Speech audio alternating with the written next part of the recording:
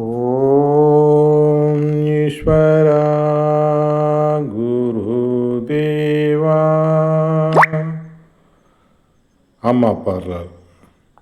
குரு அருளால் துருவ நட்சத்திரத்தின் பேரருளும் பேரொளியும் எங்கள் உயிர் ஒளி உடல் முழுவதும் படர்ந்து இரத்த நாளங்களில் கலந்து எங்கள் உடலில் உள்ள ஜீவ ஆன்மாக்கள் ஜீவனுக்கள் அனைத்தும் பெற அருள்வாய் ஈஸ்வரா.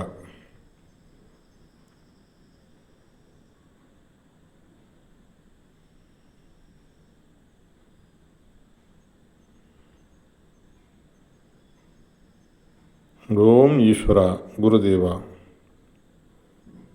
இப்பொழுது நாம் பார்க்க இருப்பது குருவிடம் பெற்ற அனுபவங்கள் புத்தகத்திலிருந்து பிற உயிரினங்களில் விஷத்தின் இயக்கம். உள்ள போலாம். யாம் இளைய வயதில் வேட்டைக்கு செல்வோம். வேட்டை ஒன்றும் கிடைக்கவில்லை என்றால் 2-3 நாள் அங்கேயே இருப்போம். கோழி புறா போன்றவைகளை கையில் எடுத்து சென்றிருப்போம். கொண்டு போனவைகளை வேக வைத்து சாப்பிடுவோம். இல்லையெனில் பச்சை புறாவில் நிறைய சத்து இருக்கின்றதென்று காட்டிற்கு சென்று பச்சை புறாவை அடித்து அங்கேயே வேக வைத்து சாப்பிடுவோம். வீட்டிற்கு கொண்டு வர மாட்டோம். பிற்காலத்தில் இந்த சம்பவங்களை எடுத்து கூறி, நீ இத்தனை பறவைகளை சாப்பிட்டு இருக்கிறாய், இவைகள் மனிதனாக பிறக்கப் போகின்றது, அது எத்தனை இம்சைப்பட்டு வந்துள்ளது, உன்னிடம் வந்து நீ இறந்தபின் உன்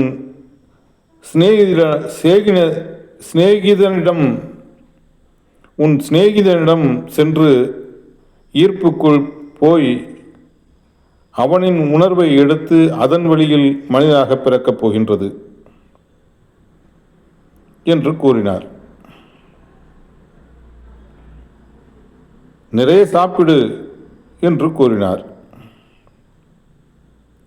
சாமி, சாப்பிட்டால் இப்படி இருக்கும் என்றீர்களே என்று யாம் கேட்டதற்கு, உனக்கு விருப்பமில்லை என்றால் கறி சாப்பிடாதே என்று கூறினார்.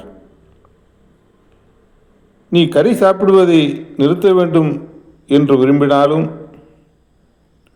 உடலில் உருவான அணுக்கள் கேட்கும். அப்பொழுது அதனின் எண்ணத்தை தடுக்க வேண்டும் என்று கூறினார். உதாரணமாக, உடலில் ஒரு நோயாகின்றது. நோயை தணிப்பதற்கான மருந்தை தயார் செய்வதற்கு விஷத்தை எடுத்து இதற்கு சக்தி கொடுத்தவுடன் நமது உடலிலுள்ள நோயின் அணுக்களை கொள்கிறது. மருந்தின் அணுக்கள் பெருகுகின்றது, நோயின் தன்மை தணிகின்றது.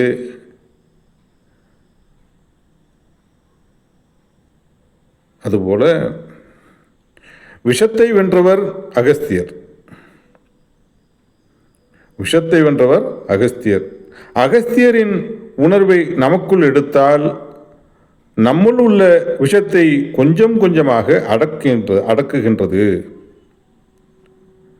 அப்போது நீ கறி சாப்பிட நினைத்தாலும் உடல் ஏற்றுக்கொள்ளாது என்று கூறினார். அதே சமயம் சாதாரண நிலையில் கறி சாப்பிடாமல் இருந்தாலும் கறியை பார்த்தும் சாப்பிட வேண்டும் என்று ஏக்கமானால் அது 1 கிலோ கறியை சாப்பிட்டதற்கு சமமாகும் என்று கூறினார். இப்படி குருநாதர் சொல்லும் போதெல்லாம் ஏன் தான் இவரிடம் சிக்கினோமோ என்று பயம் அதிகமாகிவிடும். ஆடாக மாடாக பிறந்தால் என்ன செய்வது என்று பயம் எமக்குள் அதிகமாகும். பிறகு குருநாதர் எம்மை பார்த்து, நீ விட வேண்டும் என்று விரும்பினாலும் உனக்கு கறி சாப்பிட ஆசை தோன்றுகிறது பார், இதனால் நீ 10 கிலோ கறி சாப்பிடுகின்றாய் என்று பயமுறுத்துவார். ஆடு மாடு என்ன செய்கின்றது? தான் சாப்பிடும் ஆகாரத்திலுள்ள நஞ்சை தன் உடலாக மாற்றுகின்றது, நல்ல தன்மையை தன் மலமாக மாற்றுகின்றது. நமக்கு கால்வலி மூட்டு வலி என்று வந்தால் ஆட்டு சாணத்தை எடுத்து முகர்ந்து பார்த்தால் சரியாகிவிடும். நீங்கள் விஷத்தை அறிந்துவிட்டால் எருமை சாணத்தை நன்கு சூடுபடுத்தி ஒரு தட்டில் ஊற்றி 2 கால்களையும் அதில் வைத்தால் உங்கள் உடலுள்ள விஷத்தை விற்றென இறக்கிவிடும். ஆனால் எருமை மாட்டிற்கு சிந்தனை இல்லை, உடல் வலு அதிகம். ஆனால் எருமையின் சாணத்திற்கு மனித உடல் உள்ள விஷத்தை இறக்குவதற்கு அவ்வளவு வலிமை உள்ளது. இதையெல்லாம் எமது குருநாதர் எமக்கு அனுபவ ரீதியாக கொடுத்தார். அடுத்து, ஒரு சமயம் யாம் வயலில் நடந்து சென்று கொண்டிருந்தோம். மண்ணுளி பாம்புகளுக்கு என்ன பழக்கம் என்றால், தலையை மண்ணுக்குள் விட்டு கொள்ளும். அதனுடைய வால் ஊசி மாதிரி இருக்கும். மண்ணுளி பாம்பிற்கு வாலில் தான் விஷம். வாளை மண்ணுக்கு வெளியே வைத்து கொள்ளும். குருவியோ எலிகளோ அதன் அருகில் போனால் தேல் கொட்டுவது போன்று கொட்டிவிடும். கொட்டப்பட்ட உயிரினம் மயங்கிவிடும். இதனின் உணர்ச்சி தெரிந்தவுடன் மண்ணுளி பாம்பு வெளியே வந்து மயங்கி கிடக்கும் உயிரினத்தை விழுங்கிவிடும். மண்ணுளி பாம்பால் வேகமாக செல்ல முடியாது. எங்களுடைய வயலில் நெல் விதைத்திருந்தோம். யாம் எங்கள் வயலில் சென்று கொண்டிருந்த பொழுது ஒரு பொந்து போல் இருந்ததை நிறுத்திவிட்டோம். வயலில் செருப்புடன் நடக்க முடியாது. ஆகையால் யாம் செருப்பில்லாமல் நடந்து கொண்டிருந்தோம். இது சமயம் மண்ணுளி பாம்பு காலில் குத்திவிட்டது. குத்திய இடத்தில் மஞ்சளாக ஆனது. அப்பொழுது குருநாதர், இந்த பாம்பு கடித்தால் உன்னுடைய விரல்கள் மூக்கு விரல்கள் மூக்கு போன்றவைகள் கொஞ்சம் கொஞ்சமாக குறையப் போகின்றது என்றார். மண்ணுளி பாம்பிற்கு மொன்னை பாம்பு என்று இன்னொரு பெயரும் உண்டு. உன்னுடைய கை கால் விரல்கள் அனைத்தும் மொன்னையாகிவிடும். உன்னுடைய உடலும் குறையும். உன்னை பார்த்து உன்னுடைய நண்பர் இப்படி ஆகிவிட்டதே என்று கூறினால் இந்த உணர்வுகள் அவர் உடலில் விளைந்து அவருடைய மனைவியின் கருவில் வளரும் சிசுவிற்கும் இந்த உணர்வுகள் படர்ந்து இதன் நிலையாகிவிடும் என்று குருநாதர் அங்கே விளக்குகின்றார். சாமி இப்படி ஆகிவிட்டது என்று யாம் கூறினோம். குருநாதர் பச்சிலை கொடுத்து இதை சாப்பிடு என்று கூறினார். இவரோ பைத்தியக்காரர் போன்று இருக்கின்றார். இவர் கொடுக்கும் பச்சிலையை சாப்பிட்டால் நம்மை கொன்றுவிடுமோ என்று அஞ்சினோம். இது உண்மையில் நடந்தது. குருநாதர் கொடுத்த பச்சிலையை சாப்பிட்டோம். பச்சிலையை சாப்பிட்டதும் காலில் உள்ள மஞ்சள் மாறிவிட்டது. எம்மை கொல்லவில்லை. ஆக மண்ணுளி பாம்பின் விஷம் உடலில் பாய்ந்தால் குறைநோய் என்று சொல்வார்கள். அது இந்த உடலில் உண்டாகிவிடும். ஆனால் நோய் போன்று தெரியாது, சீல் பிடிக்காது. மூக்கு சதையெல்லாம் குறைந்து கொண்டே வரும்.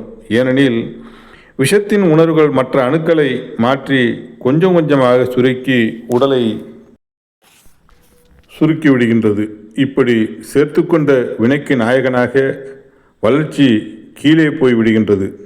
மாமகரிஷி ஈஸ்வராய குருதேவர் அவர்கள் இப்புவியின் சூரியனின் காந்த சக்தி துணை கொண்டு வளர்ந்து வரும் தாவர இனங்களையும், தாவர இனங்களை நுகர்ந்து வளர்ந்து வரும் உயிரினங்களையும், உயிரின் பரிணாம வளர்ச்சியில் வளர்ந்த மனிதரின் நிலையையும், எதை நுகர்ந்தமோ அது உயிரின் துணை கொண்டு உடலில் பதிவாகி அணுவாக விளைந்து அணுவின் தன்மை கொண்டு உணர்ச்சியின் எண்ணமாகி எண்ணத்தின் தன்மை கொண்டு உயிரின வாழ்க்கையையும் அதனுடைய செயலாக்கங்களையும் எமக்கு உணர்த்துவதற்காக காற்றினுள் அழைத்துச் சென்று ஒவ்வொரு உயிரின் இயக்கத்தின் உண்மையின் தன்மைகளை காண்பித்து தெளிவாக்கினார். ஒரு முறை காட்டிற்குள் ஒரு நல்ல பாம்பு முட்டையிட்டிருக்கின்ற பக்கம் அழைத்துச் சென்றார். பாம்பின் அருகே சென்ற பொழுது மனிதனின் மனத்தை கண்டவுடனே சீறி பாய்ந்தது. வேகமாக தன்னை பாதுகாக்கும் நிலைக்கு தயாரானது. குருநாதர் ஒரு விழுதை வைத்து அதன் அருகே காண்பித்த பொழுது சீறி பாய்ந்த பாம்பின் உடம்பு ஒடுங்கியது. ஆனால் அது தன் முட்டையை பாதுகாத்து கொண்டது. இருந்தாலும் முட்டையிலிருந்து குஞ்சு வெளிவரும் பொழுது முட்டையிலிருந்து வெளிவரும் ஒவ்வொரு குஞ்சையும் பிடித்து விழுங்குகின்றது. இதையும் காண்பித்தார் குருநாதர். நூற்றுக்கணக்கான முட்டைகள் இட்டிருந்தது நல்ல பாம்பு. ஆனால் நல்ல பாம்பிடம் முட்டையிலிருந்து வெளிவரும் தன் இன குஞ்சையே விழுங்கும் தன்மை இருக்கின்றது. அடைக்காத்திருக்கும் பொழுது பசி எடுக்கின்றது. இதனால் தன் இனம் என்று அறியாத நிலையில் விழுங்குகின்றன. ஆனால் தாய்ப்பாம்பின் கண்களுக்கு சிக்காமல் 1-2 குட்டி பாம்புகள் தப்பி ஓடுகின்றன. இதை காண்பித்து பாம்பினங்கள் தான் கொண்டுள்ள விஷத்தின் தன்மை கொண்டு தங்களை காத்துக்கொள்கின்றன. விஷத்தின் தன்மையால் இதனிடத்தில் சிந்திக்கும் தன்மை இல்லாததும் இருக்கின்றது.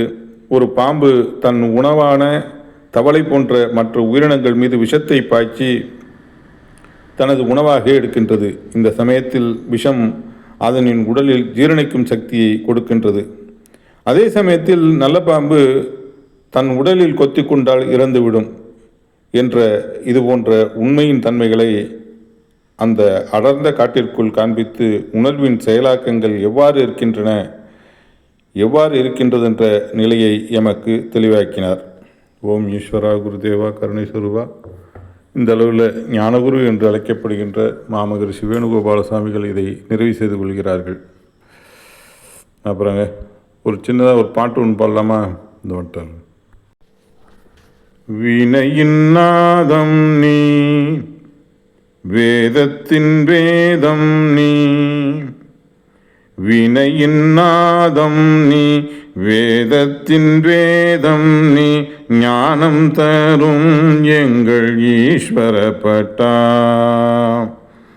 வினையின் நாதம் நீ, வேதத்தின் வேதம் நீ, ஞானம் தரும் எங்கள் ஈஸ்வரப்பட்டா. உயர் ஞானம் தரும் எங்கள் ஈஸ்வரப்பட்டா. தாய் தந்தை குருவும் நீ,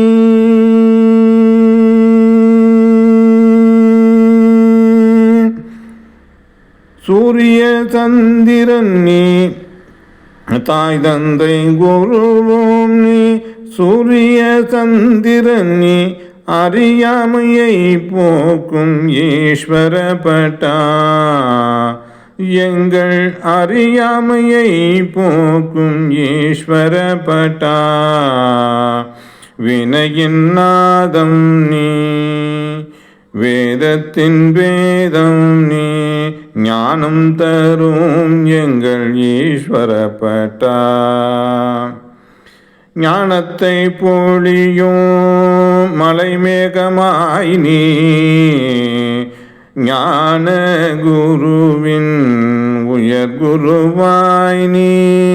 ஞானத்தை பொழியும் மலைமேகமாய் நீ, ஞான குருவின் உயர் குருவாய் நீ. ஞான ஒளியின் மெய்ஞானமாய் நீ,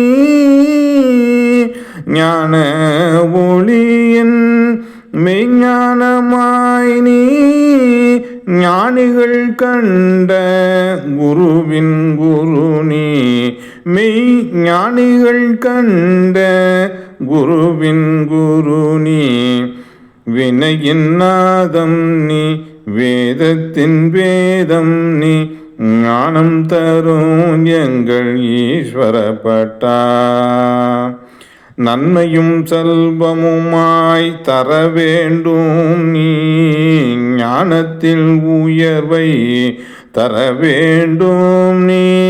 நன்மையும் செல்வமுமாய் தர வேண்டும் நீ, ஞானத்தில் உயர்வை தர வேண்டும் நீ. நான் செய்யும் தியானத்தில் வர வேண்டும் நீ. நான் செய்யும் தியானத்தில் வர வேண்டும் நீ. ஞானத்தை பெறருள் தர வேண்டும் நீ, மெய் ஞானத்தை பெறருள் தர வேண்டும் நீ.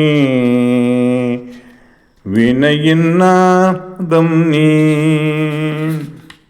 வேதத்தின் வேதம் நீ, ஞானம் தரும் எங்கள் ஈஸ்வரப்பட்டா.